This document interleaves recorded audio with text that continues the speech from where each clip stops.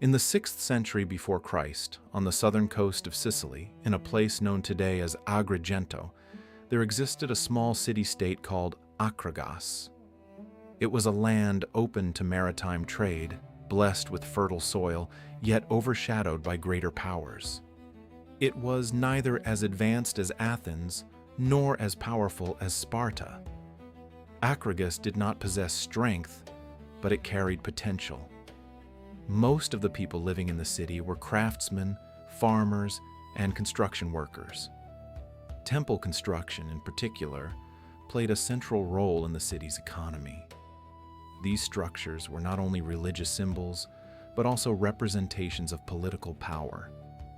The ruler who built the grandest temple appeared the most powerful, but this grandeur came at a cost. The workers who labored on these projects endured harsh conditions and were often not properly compensated.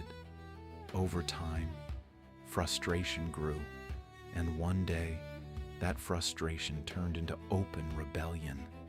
It was at this moment that Phalaris emerged. He was not an ordinary laborer. He was neither fully part of the common people nor directly a member of the ruling elite. But there was one thing he did better than anyone else. He could influence people. When the uprising began, he did not step back. On the contrary, he moved to the front lines. He organized the workers and gave them not only instructions, but also purpose. He told them not just what to do, but why they should do it. In a short time, the crowd gathered around him. The city's rulers had not expected such a rapid and coordinated resistance. Instead of simply controlling the rebellion, Phalaris redirected it. He turned chaos into opportunity. With armed workers at his side, he seized control of the city, and with that moment, a new era began in Akragas. At first, everything seemed promising. The city began to transform. Defensive walls were constructed. Temples rose into the sky. The harbor was expanded. Trade began to flourish. In a short time, Akragas became a city that drew attention among its neighbors. For many of its people, this change looked like success, because there was order. But the way that order was achieved slowly began to reveal itself. Construction never stopped. In fact, it intensified. But now it was no longer voluntary. It was forced. Those who refused to work were punished. Criticizing the city became forbidden. Words spoken even in whispers began to turn into disappearances. Phalaris was still intelligent, still strategic, but now something else had begun to grow alongside him: control. And as control increased, silence spread throughout the city. Akragas was expanding, but within that growth, an invisible pressure was expanding just as rapidly. No one yet knew where it would lead, but everyone living in the city had begun to feel the same thing. It was no longer as easy to speak as it once had been.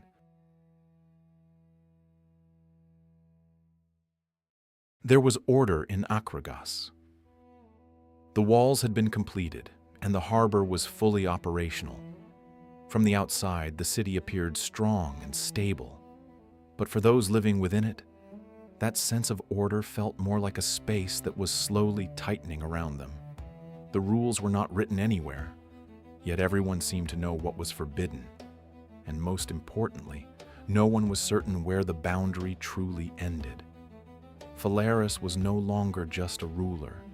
His name had become something people lowered their voices to say. His commands were not debated, and his decisions were not questioned. But control alone was not enough. Fear needed to be visible. It was during this time that a sculptor arrived from Athens, seeking to be accepted into the court. His name was Perillos.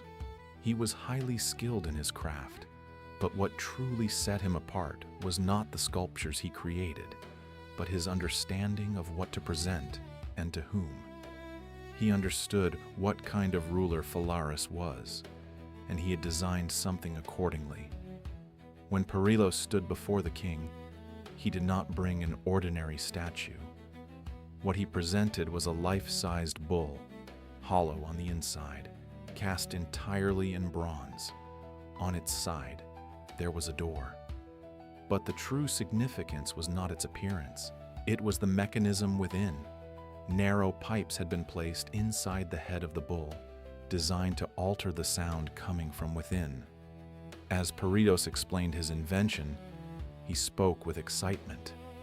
He described how the screams of a person trapped inside would be transformed into the sound of an animal's bellow. His words were elaborate, but his intention was simple: to conceal pain and to make it something that could be observed. Phalaris did not speak for a long time. He examined the bull carefully. He walked around it, touched its metal surface, and looked inside. No one could understand what he was thinking. Those present in the palace tried to interpret the meaning of his silence. Finally, he said only one thing: "I want to see how it works." Perillos did not hesitate. With the confidence of a man proud of his own creation, he stepped inside the bull. To him, it was a demonstration, an opportunity. Even when he heard the door closing behind him, he still believed he was presenting his invention. But outside, the situation was different. The door was not opened again. A fire was lit beneath the bull. As the bronze began to heat, the air inside grew heavy. When the first sounds emerged, those in the palace turned their attention toward the bull. The sound coming from within was no longer that of a human scream. It resembled the cry of an animal. Perillos' invention worked. Phalaris listened for a moment. Then he turned away. This was not the acceptance of an invention. It was the beginning of a system. From that day forward, the bronze bull was not merely an instrument of execution. It became an invisible boundary that spread throughout the city. People did not see it every day, but they knew it existed. And that was enough. Punishment was no longer carried out simply to kill, but to remind. What happened to one person was meant to be seen by others. People no longer needed to be told what was forbidden. They felt it. Over time, a strange transformation took place in the city. No one raised their voice. No one argued. No one resisted. But this did not mean that order was strong. It meant that fear had settled in. People were no longer afraid of dying. They were afraid of how they would die. And when fear replaces speech, nothing appears to change. But everything changes within. Years passed. Akragas continued to grow. Its walls remained standing. Its harbor continued to function, and trade carried on. From the outside, the city still appeared strong. But for those living within it, time seemed to move differently. Fear was no longer something new. At first, fear is something that stops a person. But over time, it becomes a habit. When a feeling is experienced constantly, it eventually fades into the background, no longer noticed in the same way. That was exactly what had happened in Akragas. No one spoke loudly, but no one whispered anymore either, because there was nothing left to say. Phalaris continued to rule. He made decisions, issued punishments, and maintained order. But that order no longer functioned as it once had. People obeyed him, but they no longer accepted him. The difference between the two is invisible, but when it accumulates, it changes everything. The first act of resistance was not large. It began with a small group refusing to follow orders. Then a few more joined them. No one openly called it a rebellion, but everyone understood what it was. Phalaris noticed the change, but he noticed it too late. Fear is powerful only as long as it works. It is effective only as long as people continue to feel it. But after a certain point, that same fear begins to lose its meaning. because a person eventually learns not to fear something they cannot escape. And that is exactly what happened in Akragas. People began to believe they had nothing left to lose, and that belief shook the very foundation of the system that had been built over years. This time, the uprising was swift. The palace was surrounded, the soldiers scattered, the gates were broken.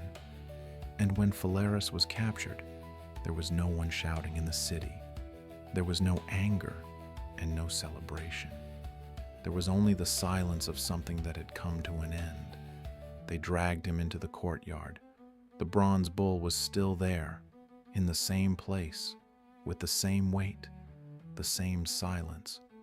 For years, that metal structure had been used to imprison others. This time it was not empty, but no one spoke. No one said justice. No one said revenge. Because this was not a moment of decision. This was an ending that had been decided long before. When Phalaris was locked inside the bull, the people of the city simply watched. No one turned away, but no one stepped closer either. The door was closed. The fire was lit. And when the first sound was heard, no one in Akragas was surprised, because everyone had heard that sound before. Only this time, the person inside was different. Soon after, everything fell silent again. But this silence was not the same as before. This time, it did not come from fear. It came from the emptiness that follows an ending. The bronze bull remained where it was, but it was no longer a tool. It was a reminder. Any system built on fear will, in the end, collapse into that same fear. And after that point, nothing can hold it together.